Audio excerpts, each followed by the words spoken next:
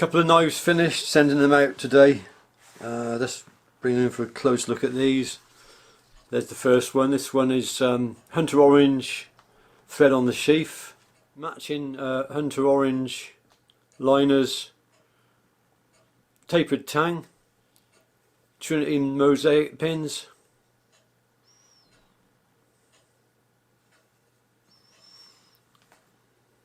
Get the camera to focus on that blade. And on the handle. Yeah, can you hopefully that it's difficult when I look into the tiny little screen to see what the camera's filming. So there's that one.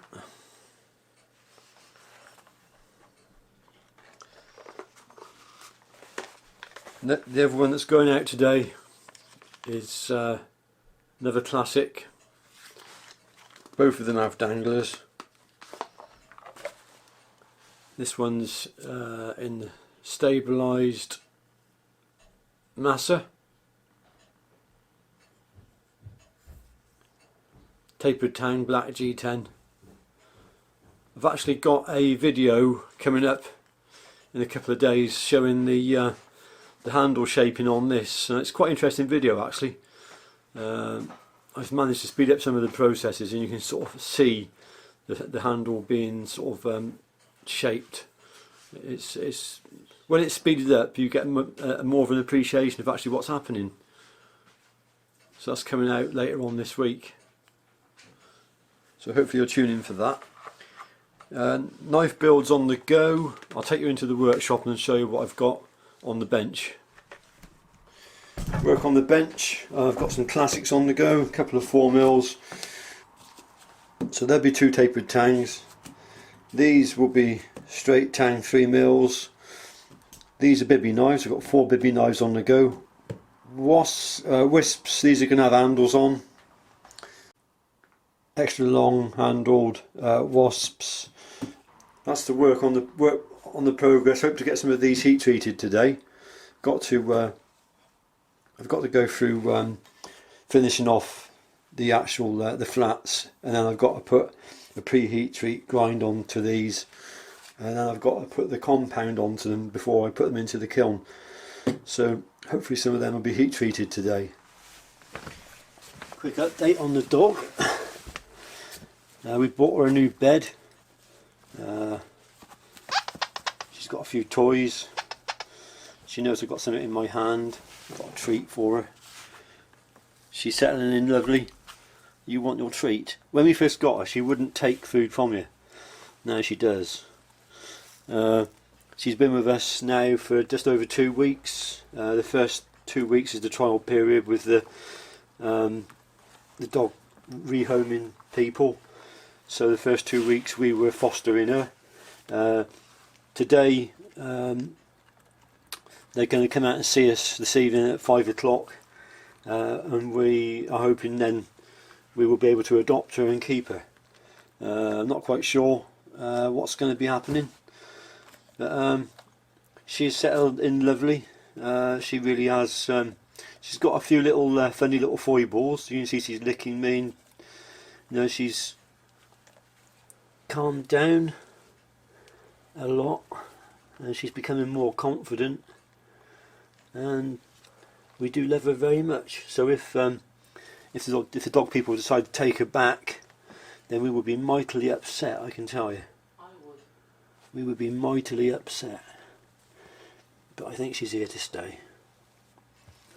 I'll let you know later, because I'll post this tonight after they've been, and then you'll all know what's happening with her. But she's a beautiful dog, aren't you? You're a real beauty, aren't you? Are you a good girl? She's a good girl. Yeah, all dogs are good. They can do no bad. Another process which is continually on the go in the background is the process of wood stabilising.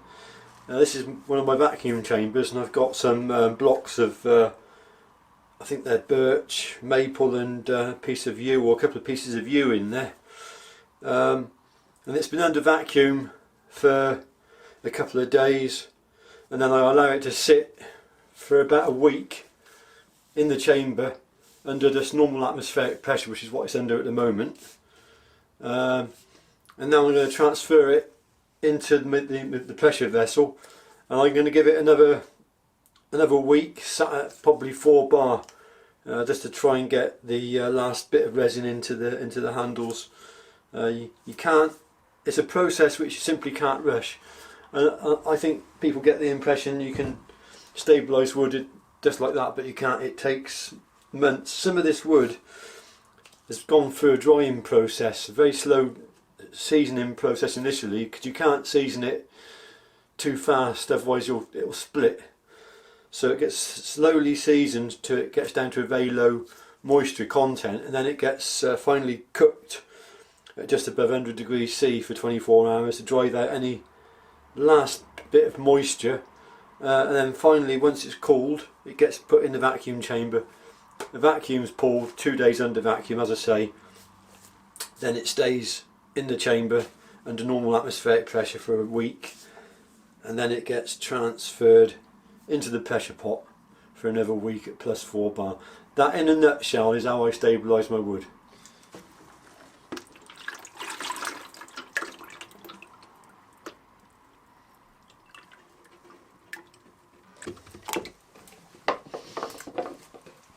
Don't know if you can see that, but the wood is already sinking, so it's probably fully saturated now, but it doesn't do it any harm to give it that bit of vacuum. There's a piece of the yew wood. This was sent to me by my friend Marcus, so it's come out really. I think it'll come out really superb, Marcus. So I'll just stabilise the first few pieces to see how it goes.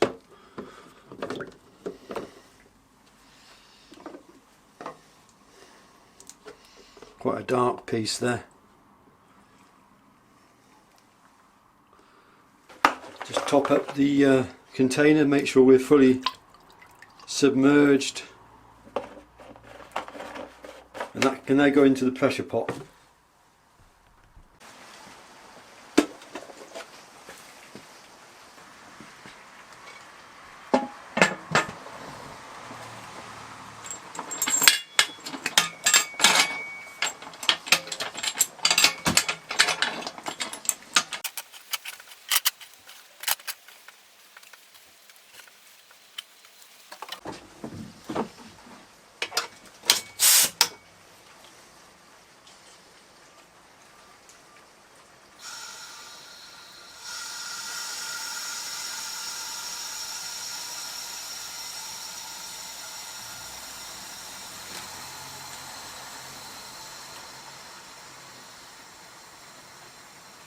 That's it. I got the regulator on the compressor set to 4 bar, so that will slowly now decant air into the pressure vessel to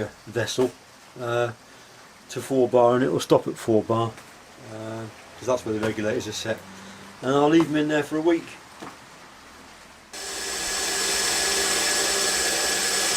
I'm just on the big wheel at the moment. I'm grinding the flats, dressing the flats down to 220 grit prior to heat treat, and I do this before I put the pre-heat treat bevel on as well, and I don't want to round the tip off, so I watch the shadow cast by the light on the wheel, and the object is to grind the flats on this large diameter contact wheel down to about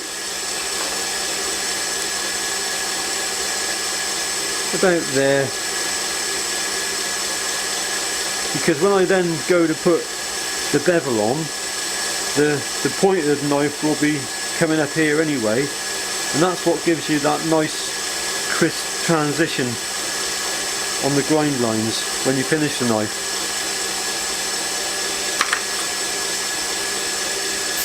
So I can watch and I can see I'm about there now.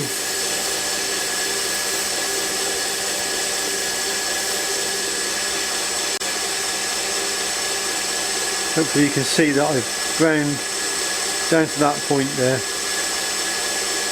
taken out all the scratches, put the 220 grit in, and as I say, when I then come to put the bevel on, the bevel will come along here like this.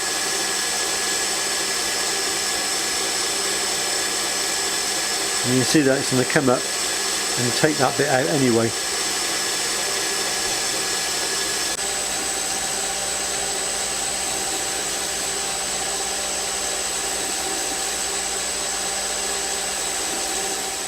I'm just marking up the bevels I've blued up using engineer's blue, where the cutting edge will go. And I'm using a little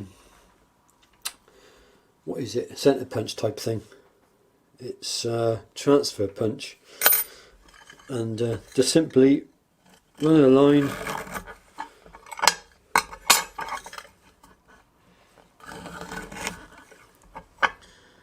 just like that, and I got to grind up to that line at 45-degree angle. It's called knocking off the 90s. So what that does is it means that your belts are going to last a lot longer, because you've got to bear in mind, after heat treat this is going to be a whole lot harder. It's about 20 HRC at the moment. After heat treat it's going to be 59 when you're grinding the final beveling. So if your belt grits meet a very sharp 90-degree corner, what it does, it just completely strips all the grit off of the belt, and the belt becomes sort of useless in next to no time. So it preserves your belt life, and secondly, because you've already taken a fair amount of the steel away before heat treat, you've got less work to do afterwards. Less work, quicker time to finish the knife, quicker time to finish the bevel, less heating, less steel to remove. You know, it's just an easier process.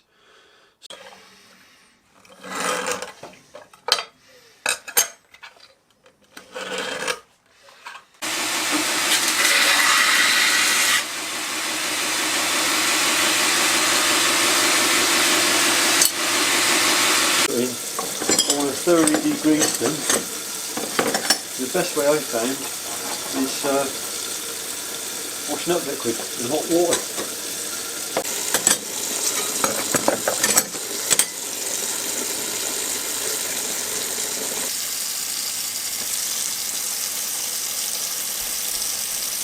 I'm only interested in getting the blade degreased, because that's the only part of the knife I'm going to be putting the anti-scale on. So a good rub down.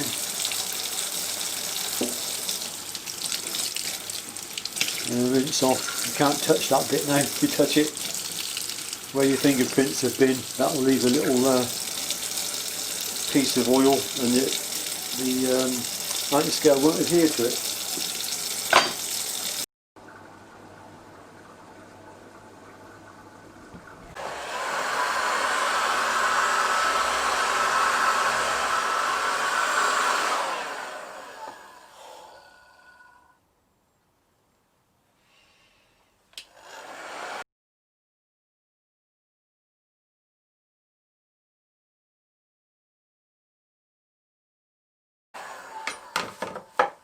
So that blade is now sealed. So when it goes into the kiln, there's the hot air, the hot oxygen within the kiln won't be able to rob any of the carbon out of the blade, and this will stop to a large extent the decarburizing process, and makes the cleanup of the knife a lot easier after heat treatment.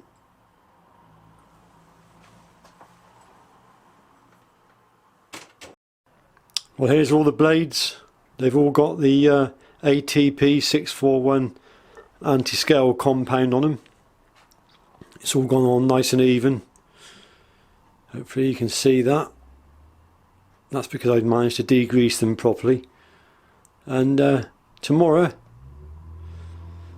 they'll be heat treated. Or some of them will be anyway. Well, it's Christmas time, look, the lights are out. We're actually at SN Dogs now, believe it or not. This is where they run the dogs rehoming centre. It's done on a fostering basis. We're just picking up the forms for Carmen.